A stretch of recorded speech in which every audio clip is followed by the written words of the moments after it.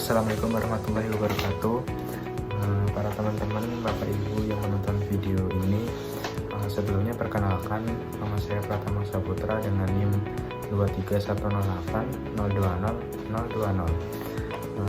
Saya dari Prodi Perbankan Syariah Fakultas Ekonomi dan Bisnis Islam. Dalam kesempatan video kali ini, saya akan menjelaskan tentang apa itu perilaku organisasi, atau untuk memenuhi tugas video yang pertama dari Pak Mahfud yang saya hormati, dosen mata kuliah perilaku organisasi. Nah, langsung saja, di sini saya akan menjelaskan apa aja perilaku organisasi dan apa aja yang ada di dalamnya. Sebelumnya kita ketahui dulu apa itu perilaku organisasi. Perilaku organisasi itu artinya adalah bidang studi yang menyelidiki pengaruh yang dimiliki oleh individu atau kelompok dan struktur terhadap perilaku dalam organisasi. Nah, tujuannya itu untuk apa? Itu untuk menerapkan ilmu pengetahuan semacam ini guna meningkatkan keefektifan suatu organisasi tersebut. Nah, sebelum digabung menjadi perilaku organisasi, kita harus ketahui dulu apa itu artinya organisasi. Organisasi ini adalah unit sosial yang dengan sengaja diatur dan di dalamnya itu terdiri dari biasanya 2 orang atau lebih. Fungsinya untuk apa? Untuk secara relatif itu terus-menerus untuk menggapai suatu tujuan dan serangkaian sasaran bersama. Nah, di dalam organisasi ini itu ada yang namanya manajer dan manajemen. Manajer dan manajemen ini adalah 2 hal yang berbeda. Kenapa? Karena di dalam arti singkatnya, manajer itu adalah subjek atau orangnya. Tapi manajemen itu adalah apa yang diatur oleh manajer. Bisa diartikan seperti itu.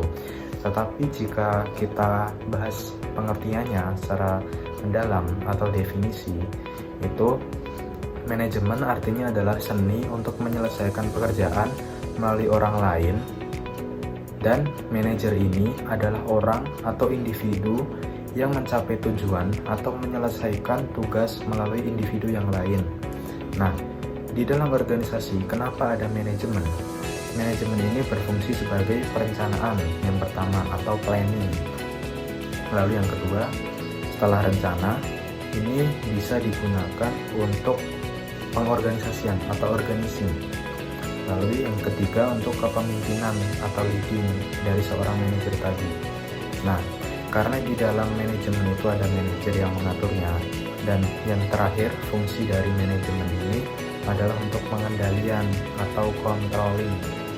Nah, di dalam organisasi peran manajemen itu ada beberapa. Untuk spesifiknya itu ada 3. 3 ini adalah yang pertama antar personal, informasional, dan pengambilan keputusan. Nah, di dalam 3 ini itu ada beberapa artian yang bisa saya jelaskan. Yang pertama adalah antar personal. Itu ada figurehead. Ini sebagai kepala simbolis diperlukan untuk melakukan sejumlah tugas rutin yang bersifat hukum atau sosial. Lalu yang kedua ada leader. Leader kan artinya pemimpin. Jadi dia itu bertanggung jawab atas motivasi dan arahan kepada karyawan atau bawahannya. Yang ketiga ada liaison atau memelihara jaringan kontak luar yang memberikan bantuan dan informasi. Yang kedua ada informasional.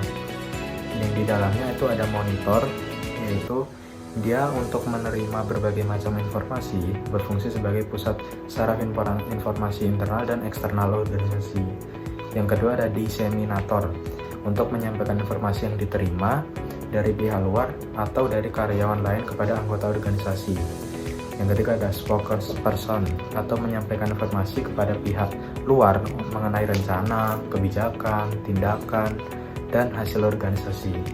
Lalu tugas yang ketiga ada pengambilan keputusan.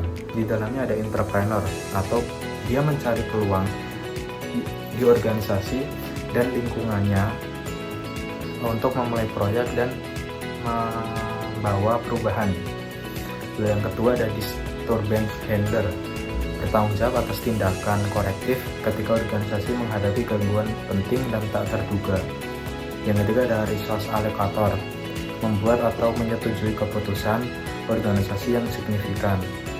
Yang keempat ada negosiator, atau bertanggung jawab untuk mewakili organisasi pada negosiasi besar atau penawaran. Nah, apa aja sih disiplin ilmu yang mendukungnya? Ada psikologi untuk individu, psikologi sosial, sosiologi, antropologi, dan ilmu politik. Nah, di dalam ilmu-ilmu tersebut itu saya akan jelaskan dari yang pertama dulu adalah psikologi untuk individu. Nah, ini untuk apa? Untuk pembelajaran kepribadian individunya. Lalu yang kedua ada psikologi sosial untuk pembelajaran perilaku, sikap, dan komunikasi di suatu kelompok. Lalu yang ketiga ada sosiologi untuk mempelajari dinamika kelompok dan teori-teori organisasi formal, teknologi, dan sikap komparatif budaya organisasi. Yang keempat ada antropologi untuk mempelajari nilai, sikap komparatif, budaya, dan lingkungan organisasi.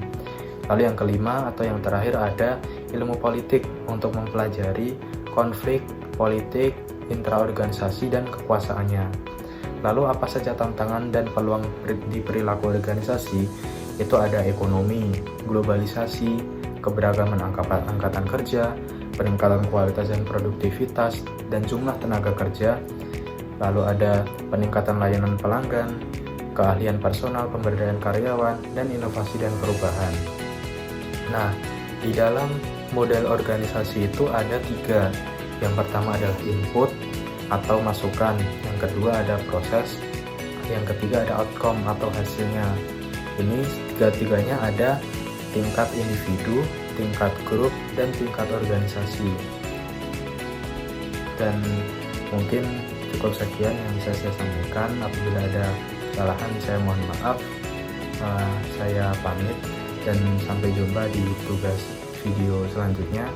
Saya akhiri. Wassalamualaikum warahmatullahi wabarakatuh.